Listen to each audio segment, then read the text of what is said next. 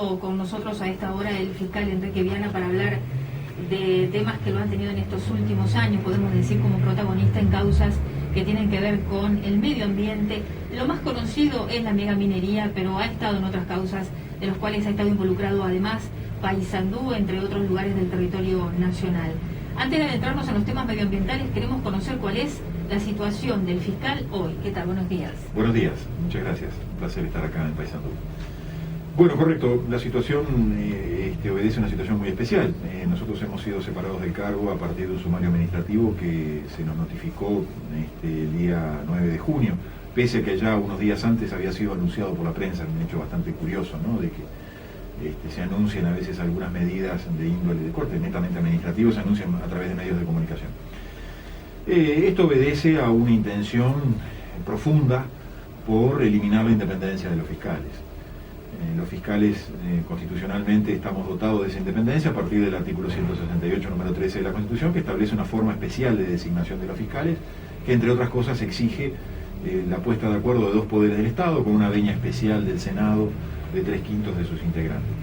Eso supone que los fiscales tienen que ser independientes porque no deben pertenecer al gobierno de turno, no son fiscales de gobierno, sino que la Constitución habla de fiscales letrados de la República. Parece que no pertenecen al Poder Ejecutivo, como uno tiene la idea. No, los fiscales dependen administrativamente del Poder Ejecutivo a través del Ministerio de Educación y Cultura, pero están dotados de lo que se conoce como independencia técnica, que es un concepto construido legalmente, constitucionalmente, a imagen y semejanza de la independencia y la imparcialidad de los jueces.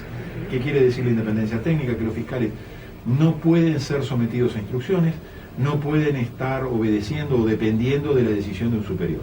Actúan de acuerdo a su conciencia del derecho, cada uno individualmente. Cada uno de los fiscales es el Ministerio Público. Se argumentaba que usted estaba ausente de las causas. Ese es el punto. ¿Cuál es la presencia o no del fiscal para explicarlo técnicamente? Sí, exactamente ausente de las causas no. Nosotros nos pronunciamos en alrededor de 3.000 pronunciamientos anuales. O sea que ausente es imposible. Es un promedio que varía según la fiscalía, pero más o menos anda en todas más o menos en el mismo orden.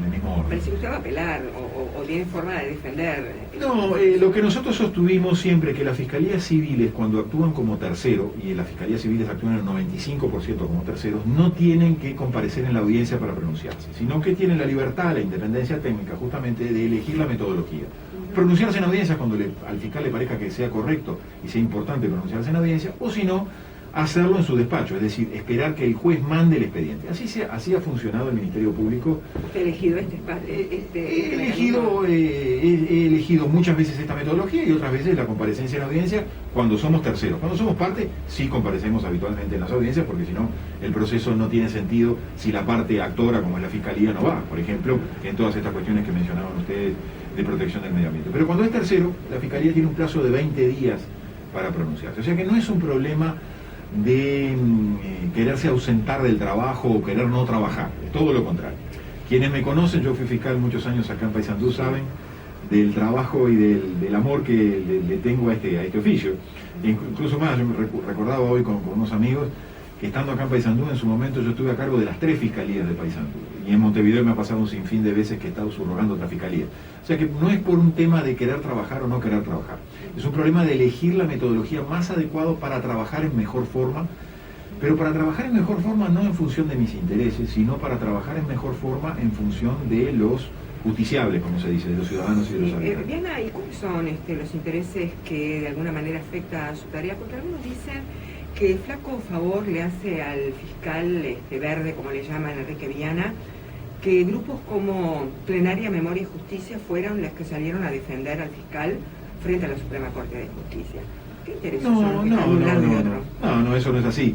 Me consta que sí que hubo integrantes de esa organización, pero hubo un número muy importante de organizaciones sociales y de personas individuales. ¿Cuáles organizaciones, por ejemplo? Bueno, porque la que se dio a sí, pero se sabe que muchas veces se utilizan organizaciones. Sí, claro, lo mismo que para la jueza Mota también estuvo, y sí, sin embargo... pero claro, a veces se utilizan algún tipo de nombres porque se pretende utilizar el nombre de algunas organizaciones para menguar o denostar una movida que ha sido una movida espontánea, que yo no he tenido ninguna participación, de gente individual que actúa a nombre individual o de otras organizaciones sociales, pero sobre todo de gente individual, y más aún le digo, de mucha gente que no conozco, y eso me enorgullece bastante, que exista gente a la que yo no conozco personalmente que sabe ponderar y apreciar la labor que uno viene realizando desde hace tanto tiempo. Bueno, en este caso está haciendo una recorrida por todo el país y está dando a conocer precisamente todo lo que significan una de las causas por las cuales se ha hecho más conocido probablemente, y son las causas medioambientales en general. Ahora, con la megaminería en particular, ¿por qué le atraen los temas medioambientales? ¿Por qué ha sido identificado en ese caso con los temas del medio ambiente? No es un problema de atracción, es un problema de obligación. Nosotros, los fiscales, desde el año 89 tenemos a nuestro cargo la defensa de los intereses difusos. Le confieso que en el año 89, en el año 90, en el año 91, cuando yo entré a la Fiscalía en Artigas, en el año 93, cuando vine acá a Paysandú, sabía muy poco, o entendía muy poco esa disposición que nos obligaba a la defensa de los intereses difusos. Pero a partir del año 97, la Constitución incorporó un interés difuso, lo llamó el interés general en la protección del medio ambiente, y nosotros los fiscales tenemos en nuestra espalda la obligación de defender los intereses generales de la nación. Se llame soberanía nacional, se llame república, se llame causa pública, orden público, se llame protección del medio ambiente, entre otros. Salud pública. Así que el fiscal es el que de alguna manera defiende también a los ciudadanos. Por supuesto, por supuesto. La defensa es una defensa de intereses abstractos, pero intereses abstractos como intereses generales, como el interés general en la protección del medio ambiente, que tienden a la protección de la ciudadanía, a la protección de los habitantes de la República. A partir del año 97, como les decía, que la Constitución incorpora esa protección, indudablemente los fiscales, luego hay una serie de legislación posterior, pero los fiscales tenemos una obligación, el deber de actuar en función de la protección del medio ambiente. Ha sido una tarea solitaria y por eso se me ha identificado y por eso se me ha puesto algún tipo de nombre. Yo no critico ni comparto, pero eso no es algo normal. Es decir, lo normal hubiera sido que la actuación que yo enseñé, el camino que enseñé, hubo que aprender un camino, hubo que estudiar mucho, hubo que elaborar un camino de actuación de las fiscalías, porque hasta ese momento ninguna fiscalía había actuado en protección del medio ambiente. No ha sido acompañada por otros colegas. Yo no respeto mucho la independencia de otros colegas como pretendo que se respete la mía, entonces no voy a emitir opinión de eso. Lo que sí, insisto, es con esta idea. Parece que hay poca formación ambiental en general. Sí, en realidad todos los fiscales tienen obligación de actuar en materia de protección del medio ambiente. Los fiscales departamentales, cuando actúan en su jurisdicción, los fiscales departamentales tienen todas las competencias, penales, civiles. Fiscal de corte, estoy recordando el doctor Peri, ¿era? Doctor Peri Valdés, sí. Actuó mucho en el tema San José, con un emprendimiento. Sí, con el tema de IROS, sí, correcto. Nosotros también actuamos en ese tema con puntos de vista bastante diferentes al del doctor Peri Valdés. Incluso llegamos en algún momento a tener algún cortocircuito al respecto. Insisto, hoy la protección del ambiente es debería ser una de las materias principales de actuación de las fiscalías. A mí me hubiera gustado que me acompañaran algunos colegas en ese tema. No he tenido esa suerte. Ahora, los fiscales también actúan en base a la ley. ¿Cómo estamos en legislación en materia medioambiental, digamos? Yo creo que estamos demasiado bien, les diría, aunque parezca mentira. Hay una superabundante legislación ambiental. El problema de la legislación ambiental es lo que decía un jurista brasileño, Antonio Benjamín. La legislación ambiental peca de ser Estado o derecho teatral, ¿no? Es decir, el legislador o el constituyente, cuando prevé una serie de disposiciones, se envalentona. A la hora de hacerlas cumplir, llámese a través de fiscales o a través de jueces o a través de los propios particulares, buscando una decisión judicial, se acobarda. Es decir, cuando usted se da cuenta que para proteger el medio ambiente tiene que enfrentar poderosos intereses económicos, a su vez asociados con el Estado, la cosa ya no es tan fácil. Y ese es el mayor pecado que tenemos nosotros. Nosotros tenemos, yo lo he venido denunciando hace mucho, una jurisprudencia antiambiental. Es decir, no tenemos sentencias firmes judiciales que hayan hecho lugar a la causa ambiental, desde asuntos pequeños, medianos o de gran importancia. Ahora, la ley tuvo que ayornarse, porque teníamos un código minero que era del doctor Ramírez, que hubo que hacerlo a nuevo prácticamente, y que en este marco hubo una discusión además política, ¿no? Yo creo ¿Cómo que ve, por otro lado, ¿no? O paralelamente a esto, cómo ve hoy con la politización de algunos temas jurídicos y la judicialización de temas que son políticos? Yo creo que eso es inevitable. Toda decisión judicial es una decisión política. Cuando un juez dicta un divorcio, está asumiendo un acto de gobierno. Y como acto de gobierno es un acto político. No lo digo yo, lo dice el doctor Zaffaroni, ministro de la Corte Suprema Argentina. Pero con relación a la ley de minería, esta ley llamada ley Aratirí, ley de minería de gran porte, yo creo que contra lo que habitualmente se dice no es una ley que tienda a mejorar la protección en materia minera, sino que es una ley que pretende habilitar una forma de minería, una metodología de minería, que es la minería a gran escala, que la Constitución prohíbe. ¿Por qué la Constitución prohíbe? Porque la Constitución establece un deber de abstención de causar daños graves al medio ambiente. Y esta minería de gran porte, minería de gran escala, minería que pretende imponer a la Tirí en materia de hierro, el negocio, la metodología de actuación y la destrucción del medio ambiente son una sola cosa. Es decir, no la podemos escindir, no podemos separarlas. El negocio es fructífero, otorga dividendos si se destruye el medio ambiente a gran escala, porque esa es la metodología para extraer el hierro en forma económicamente rentable. Vale decir que entonces no es cierto de que hay un método minero sustentable, biosustentable. Por supuesto. No lo es, para nada. Si usted piensa que es el hierro que se propone extraer Aratirí, el proyecto Aratirí en la zona de Valentines y Cerro Chato, se propone extraer en un plazo máximo de 12 años, y que durante esos 12 años y durante más de 200 años a continuación, esa zona va a quedar inutilizada para cualquier otro tipo de actividad humana. Ahí usted se da cuenta de lo insustentable que es la actividad propuesta por este proyecto. ¿Sabe por qué? Porque estoy tratando de rememorar o recordar, por ejemplo, a José Carlos Cardoso, el diputado del Partido Nacional, que fue el que de alguna manera actuó primeramente, como diciendo, bueno, acá lo que tenemos que tratar es de aprovechar el dinero del negocio, porque estábamos quedando fuera, y hablaba de que justamente hay modelos de hacerlo bien, y ponía ejemplos, no recuerdo cuáles eran. Sí, correcto, ahí se habló del 50-50 famoso, de 50% y 50%, se utilizaron una cantidad de ideas. Lo cierto es que el proyecto Aratirí, para que sea rentable, y así la empresa lo ha reconocido, y el propio gobierno y Estado lo ha reconocido, y creo que el diputado Cardoso, últimamente no lo he escuchado hablar del tema, así que creo que también se ha convencido. Es un proyecto especulativo, primera cosa, y en segundo es un proyecto que se termina en 12 años. Allí es imposible establecer. Porque tiene un nombre propio esta ley, tiene el nombre de la empresa Aratirí, ese es el recurso que está puesto. Sí, no es la única causa, ¿no? Nosotros invocamos que es una ley con nombre y apellido, con lo cual se viola el concepto de ley, se viola el principio de igualdad de la ley. Si cada uno de nosotros tuviera una ley que llevara que satisfaciera nuestros intereses, mal respetaríamos el principio de que la norma tiene que ser general y abstracta. Pero además es una ley que contradice, como yo le decía, el artículo 47 de la Constitución, porque se lleva por delante esa prohibición de causar daños graves al medio ambiente, porque es inherente a esta forma de extracción minera la destrucción de grave del medio ambiente.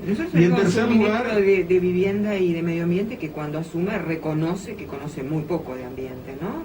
Beltrame, me acuerdo, él lo reconoció cuando asumió, ¿no? Eso es muy triste, muy triste y muy peligroso, y viola nuestras seguridades frente a la autoridad. Si nosotros no confiamos en la autoridad, y si la autoridad reconoce que no está capacitada para proteger el medio ambiente, mal puede estarlo para evaluarlo. No, el tercer aspecto de la inconstitucionalidad es lo referido al aspecto quizás más grave, la previsión de los contratos de inversión. Por primera vez la legislación nacional, con esta ley 19.126, prevé los contratos de inversión. Los contratos de inversión son formas de sojuzgamiento de los tres poderes del Estado. Los tres poderes del Estado quedan condicionados, no respecto de otro Estado, lo cual sería un acto de coloniaje o de conquista, sino respecto de una empresa privada, lo que yo no sé si es peor o mejor, pero lo cierto es que suponen los contratos de inversión que un contrato y los intereses privados de una empresa privada van a mandar por encima de los intereses generales reconocidos en la Constitución. ¿Primera vez que firmaríamos estos contratos de inversión o tenemos otras experiencias? No, tenemos un antecedente muy negativo, sin ley, pero un antecedente muy negativo, que fue el contrato de Montes del Plata en enero del 2011, ¿no? Que ya supuso un condicionamiento a la voluntad de Montes del Plata.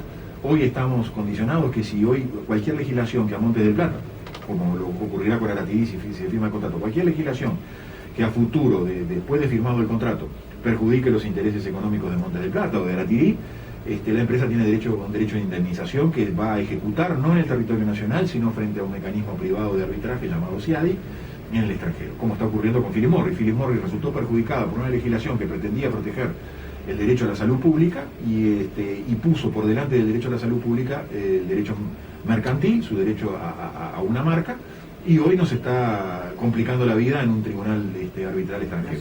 Que bastante dinero nos está costando. Que bastante dinero nos está costando y si la sentencia sale negativa, como todo parece indicar, nos va a costar muchísimo más y lo vamos a pagar todos. ¿Y en el caso de Montes del Plata ha hecho, digamos, uso de eso? De esa... Sí, nosotros planteamos la inconstitucionalidad, planteamos la nulidad del contrato, ahí no había una ley de por medio, planteamos la nulidad del contrato, no tuvimos una decisión judicial favorable, la Suprema Corte no quiso asumir competencia en su momento, porque entendió que había una cuestión de monto, lo cual parecía bastante ridículo, porque le estábamos poniendo de alguna manera precio a valores constitucionales o a normas constitucionales que hablaban de la soberanía y de la república, nada menos. En fin, estos intereses económicos poderosos, cuando en alguna época se dijo que Bosnia era una cuestión de Estado, o cuando ahora Aratirí obtiene una ley que le da un puerto, un mecanismo de energía como la regasificadora y una ley para proteger sus intereses, tienen tanto poder que influyen directa o indirectamente en las decisiones judiciales. Eso tenemos que ser conscientes todos los uruguayos, ¿no? Cuando se pierde soberanía respecto del poder legislativo, respecto del poder ejecutivo, pero también respecto del poder judicial. Bueno, planteadas así las cosas, digamos, ¿qué es lo que se viene a futuro, ¿no? En el marco precisamente de estas visitas que está haciendo por todo el territorio nacional. Sí. ¿Qué es lo que encuentra la gente? ¿Qué respuesta encuentra la gente? Porque como es un tema básicamente politizado y 2014 no es un año cualquiera, digamos, campaña. Claro, se supone que, bueno, en este caso los ida y vuelta deben de ser por lo menos ricos y de ahí para arriba cualquier adjetivo vale, ¿no? No, hoy de noche en el Centro Universitario de Paysandú, a las 20 horas, lo que pretendemos junto con mi colaborador, el señor Germán Parula, es exponer un poco estas cosas, explicarlas, permitir que las personas que concurran puedan preguntar, puedan interrogarnos sobre todas estas cuestiones. Son cuestiones muy difíciles a veces de entender, muy duras, que sorprenden, que generan incredulidad, y trataremos de vencer todos esos obstáculos y estar al servicio de la ciudadanía. Cuando un fiscal actúa, cuando actúa en materia de intereses generales, y sobre todo cuando actúa en materia de protección del medio ambiente, y cuando están en juego intereses como la soberanía nacional y la república, es importante que lo explique a la ciudadanía. Porque explicarle a la ciudadanía hace a los ciudadanos ciudadanos. Si los ciudadanos se mantienen en la ignorancia, no son ciudadanos, pasarán a ser otra categoría, plebeyos, esclavos, pongámosle el nombre que queramos. Entonces tratamos de hacer eso, pero al mismo tiempo nos enriquecemos muchísimo. Hace más de 3 años que venimos dando estas charlas en distintos puntos del país, y nos enriquecemos muchísimo con el aporte de la ciudadanía y con las preguntas y con los cuestionamientos y con los puntos de vista que a veces no coinciden con los nuestros, pero que nos enseñan a actuar de mejor manera. Da la impresión, vuelvo al tema que le planteaba antes, que tenemos poca formación en lo ambiental. Digo, en la fiscalía, en los profesionales. Sí, hay un problema de formación, y también hay un problema que es el siguiente. Estos asuntos tienen una alta complejidad. Y en esa alta complejidad se engaña, se aprovecha para engañar y para inducir en error a mucha gente. Pero en sus conversaciones, por ejemplo, van abogados... Todo el público en general, público en general. Público en general, además de ciudadanos o vecinos que tienen la público en problemática general, en la esquina de la casa. Por supuesto. Porque veo que generalmente las personas que se mueven, acá tuvimos un problema de residuos hospitalarios, se movieron los vecinos de los residuos hospitalarios. Sí, por supuesto. Es que son el los... tema